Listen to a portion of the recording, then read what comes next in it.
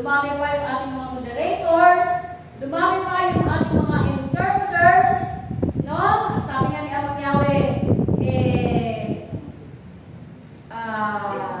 ipagkakaloob niya yung maraming kapangyarihan sa komunidad na ito. Amen? Ibubuhos niya, no? Sapagkat tunay nga na tayo ay patuloy na nagsisikap sumunod sa kanyang kalooban. Amen ba? Susunod ba tayo? Susunod ba tayo? Susunod ba tayo?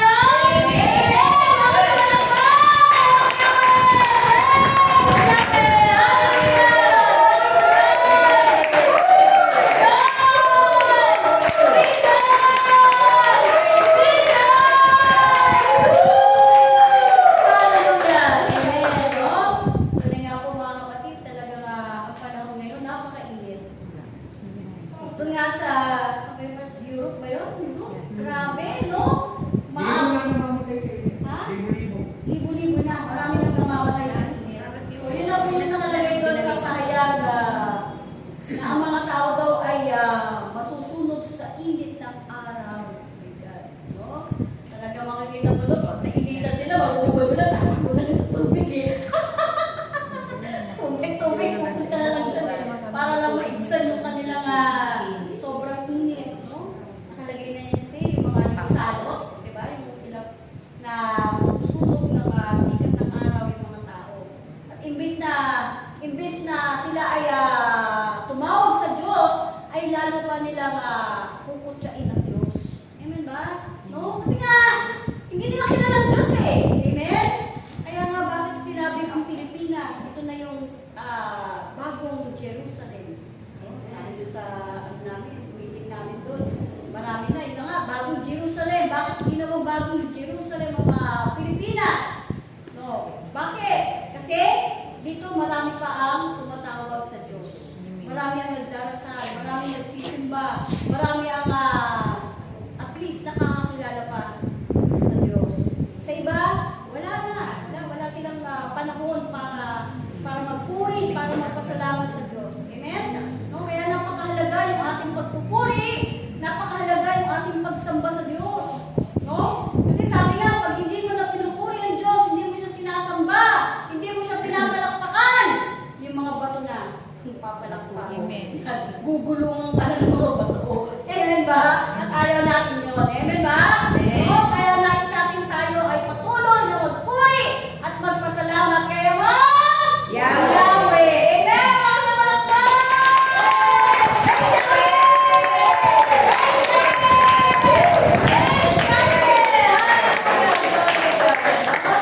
Dati po nung nakaraan, ang hirap ko, siguro sa pagtulog ko yun, lagi ako nakagagalisay. Pag-babangon ako, parang may naiipit na ugat dito ko. Alam mo, binigay ni Lord na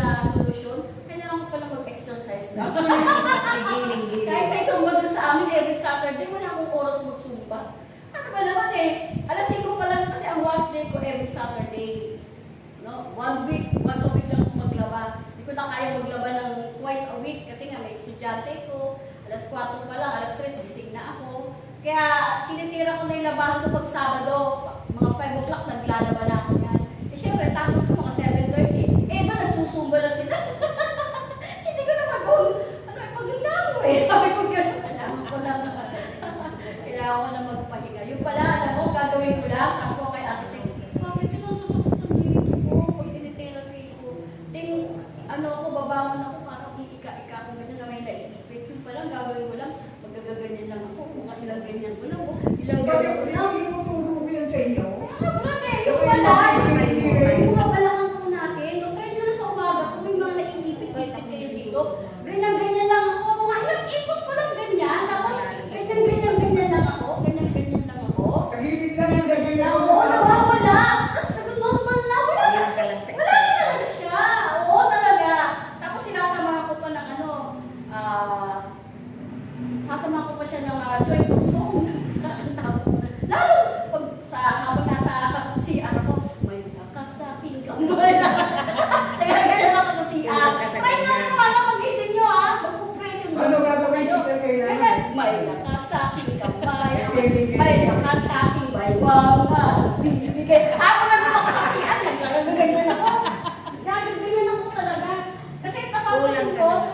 Kasi mga gato dito may nakikita. Maliwanag, nakikita nyo. Oh, diba? Tinatapon na niya ang Jenny. Kasi natin na natin, di ba yung kanta natin may lakas sa akin, ba? Talagang, talagang atay nila na charge. Eh, yung mga balakang nyo, gagawin nila siya. May lakas sa akin, ba? Ganyan talaga ako. Anong wala talaga? Oh? Lalo kasi na may sa umaga, joyful song. Ay, naku, praise Yahweh. Tapos kakatahan ko pa ng worship kung si Among Yahweh. Ang paborito kong kanta wala kang katulad.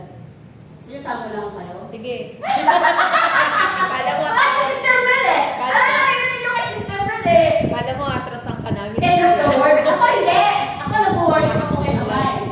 Alam mo yung favorite song ko, kahit kanta siya ng Christian song, favorite ko ito. Walang katulad. No? Kapila. Awitin ko man lahat ng awit sa mundo. Di kayang ilarawan ng kadakilaan mo. Kulang ng lahat ng tula, kulang maging mga salita upang ihayag ang kabutihan mo. Wala kang katulad, wala nang hihigit sa'yo. Wala ka Wala kang Meron! wala kang kapantay sa'yo. Ikaw ang Diyos noon pa man, mula ngayon kailanman. Sa aking Salamat sa'yo. nakalimutan ko yung sa hapon ko, wala kang katulad. Habang kinakanta ko yan, hindi nakakilig. At habang kinakanta ko yan, lagi kong ini-imagine yung basbas, yung balbas ni Amang Yahweh sa ganyan, sa palo yan. Pag-uwi na ako, hahawak ko na ako dun sa aeroplane, dun sa palo na yan, yung balbas ni Amang Yahweh. Ama, pahawak mo na. Sana Lord, ay makita kita ng harapan talaga. May imagine ko siya. Amen ba? No? Try nyo lang sa umaga. Ang sarap-sarap mag-praise and worship. Minsan di ko na magawa mag-grocery. Dami ng trabaho.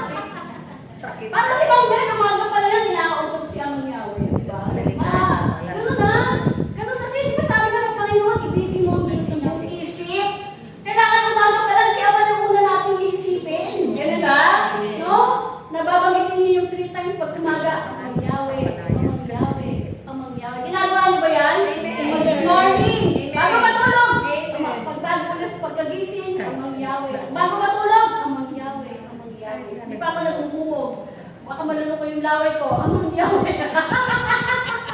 Amang Yahweh. Ayan ang ginagawa namin. Amen ba? Amen. Kasi yun ang turo sa akin eh. At habang dun sa mga Rosary Crusade namin, yun din ang tinuturo ko sa mga bahay-bahay na aming po inaakyat namin. Pinapakilala ko si Amang Yahweh at tinuturo ko yung pinapakilala ng pangalan niya at yung pagbabanggit ng pangalan niya bago matulog at pagkagising sa umaga. No? So, yun po. No? Kaya nga, ang sarap. Sa buong maghapon, nagiging blessed na blessed ka. Lagi ka masaya. Amen ba? No? Kaya hanggang umaga, napaka-blessed po natin hanggang umaga. Hanggang gabi, bago tayo matulog, andun yung guidance ni Amang Yahweh. Amen ba? Amen. So, ganun po yung aking buhay, mga kapatid. Kaya, kantahin nyo lang si Amang Yahweh. At tuwan-tuwa na si Amang Yahweh. Na kahit nasa CR kayo, kantahin nyo siya. No? Na, yun nga, awitan natin siya. Kasi yun ang hinahanap ni Ama sa atin. No? Bilang mga anak, kasi nga tayo na yung mga anak ni Amang Yahweh, ay lagi natin siyang kakausapin at lagi natin siyang aawitan. No? Ama, lahat ng gagawin ko para sa iyo. Kaya yung awit kong to Lord, Amang Yahweh para sa iyo. Amen ba? Amen. Amen! No? Kasama lang po!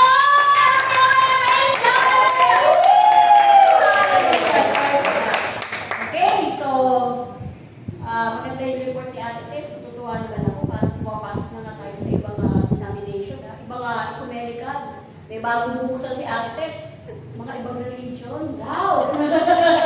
Kaya kailangan talaga maghandaan tayo eh. Si Ate Rose yun eh. Ano ba yun? Assignment mo yan, Ate Tess. Kaya kailangan maghandaan tayo, no? Dahil baka kaharap na natin mga pastor na. Uy, pastor yun, ha? Pastor yun, Ate Tess. Kaya nga eh. Sabi ko, pastor Si yun. brother mo na kaya haharap. Pastor na yung ano nyo, kaharap nyo ngayon, mga pastor na. Iba na yung mga attendance natin ngayon, ha?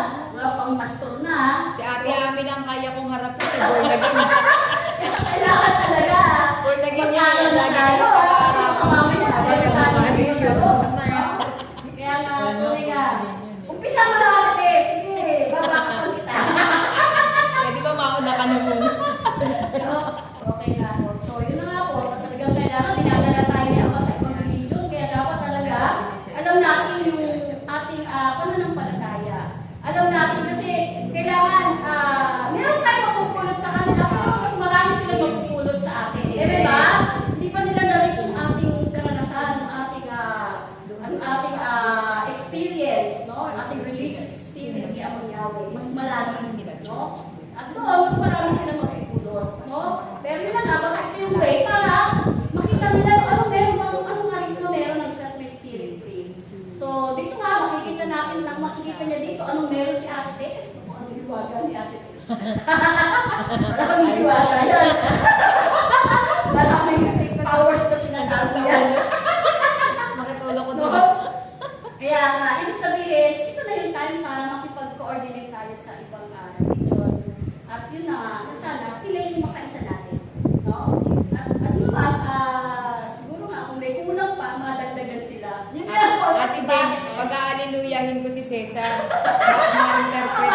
Ma-interpret ko yung hallelujah niya. Diba? Kasi ang mga born again, mga praise and worship. Praise and worship sila. More praise and worship Ay, sila sasabihin talaga. ko, gusto mo bang marinig yung espiritu?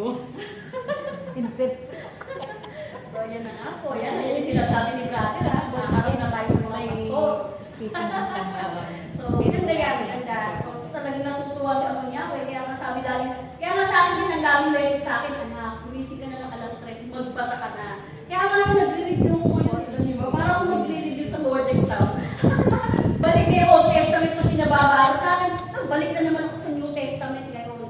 Mula doon sa, umpisa ko yung Galatia, tapos ko na yung Galatia, Episode. Ngayon, binababasa na sa akin yung buong book ng Hebreo. Diba? Yan ang assignment ko ngayon. Kaya tuwing gigising ako ng umaga, anak, kumain ka na. Ano muna, magkakape muna. Kaya masaya yung radio gospel para makilala mo ka. Eh, bro, di ko kaya. May nagbabasa mo sa radio gospel. Maganda ba sa Yung radio morning? gospel, hindi ka rin babasa. English naman yung kasi, bro, eh. Tagalog. naman po. Ano, mas gusto ko kasi yung ano, yung ako. Tulad, Sa hanggang ng every yung hanapin mo. Ika-type lang yun, Brad, tapos may magpe-pay na. Oo, mag-pay na yun. May nagbabasa nung ikaw nakikinig ka lang. Ang ganda. Kadali na yun, mga 2 oras lang, 4 na oras lang. Sandali Ganun lang. ba? Oo. Kasi kasunod ako, ano Hindi eh. na ngayon mag-aaral ka pa ng isang buwan para tapunin mo yung gospel. Hindi. 2 oras lang, tapos na. Kasi ano, kunti lang naman yun. Kasi may nagbabasa nun eh. In 2 days naman tapos ko na yung isang chapter. Hindi, pakinggan ko lang yun, mas mabilis. Eh kasi nga pala gusto ko ninanamnam ko yung bawat ano, pag ganun dumadaan. Mananam na mo yun. Bawat Yung Pati mga yun. binabalik-balikan. Yun ay itinatanim yun. Kaya yung spirit. kasi natanim ni Opo. Hindi ko magawa yan pag ano. Akala mo lang hindi mo nananamnam pero namnam yun. Kasi talagang tinatanggalan ko yung mga ano yun. Parang tinalo ko talaga. Hindi mo kasi makukuha yan sa basahan. Kaya binabalikan ko pa yan. Oo, binabalikan yun eh. Pwede naman kasi Talagang ganun ang pagbabasa ng Bible. Hindi parang tinaano mo yun. Talagang inaano mo yan. Tinatanim ko sa puso. Parang kaya ko siya i-share. Kasi pag inaano mo lang yan, hindi mo yung mababanggit. Sa Google kasi mo. So, ganun po siya, no? So, read the Bible. Sabi nga eh, diba sabi nga ni, hindi na ba yung message kanina? Ilan na lang mga tao ibabasa ng Bible. Ito yun. Kasi pag wala sa yung Espiritu ng Diyos para, hindi mo magagawa yun eh. Pero pag nasa yung Espiritu ng Diyos, inuudyokan ka talaga yung magbasa ng magbasa. No? Kasi sabi nga, paano makikilala yung tinig ng Diyos kung hindi ka familiar sa salita niya? Ano yung salita niya? Yung Word of God. You need to read your Bible every day. No? Gere? Kaya nga, kailangan maging familiar ka sa boses ni Amang Yahweh, sa tinig ni Amang Yahweh. Para pag nabasa mo na yung buong chapter, nako, yung Holy Spirit, yung tinig, the audible voice of God, ayan na, magsasalita na siya sa'yo. Amen? Kakausapin ka niya. No? At ituturo niya na sa'yo yung dapat mong gawin. Ganun ako, pag napustos ako ng pagbabasa, yung isang araw, isang buong chapter, naubos yung basahin. Nako, yung Holy Spirit, talagang namungusap na siya. Ito, gawin mo, ganyan. Sapak mo, ganyan, ganyan. Ganyan po, Holy Spirit. Nagtuturo na siya. Kahit nasa CR ka, kakausapin ka. Kahit nagdahugas ka ng pinggan, yung Holy Spirit talaga nagtuturo sa'yo. Ganyan siya, amen. No? Ma-experience nyo din lang pag kayo ay puspos na lang talaga yung Word of God lang ang puro binabasa nyo. Dati no kasi, puro telenovela na. Pero 4 na oras, puro telenovela na pinapanood ko. Hindi na kaya ako na inuubos yung oras ko. Hindi mo na ako maluloko dyan. Ayoko na sa'yo. Kailangan ko mag-aral. Ay, nagbago ka na pala. Pero mo yung mga pakatanong sa mga cellphone, yung ano, isang episode sa oras. Pagkatapos yung 4 na episode sa isang araw. Grabe. Nakaka-addict. Pero alam mo,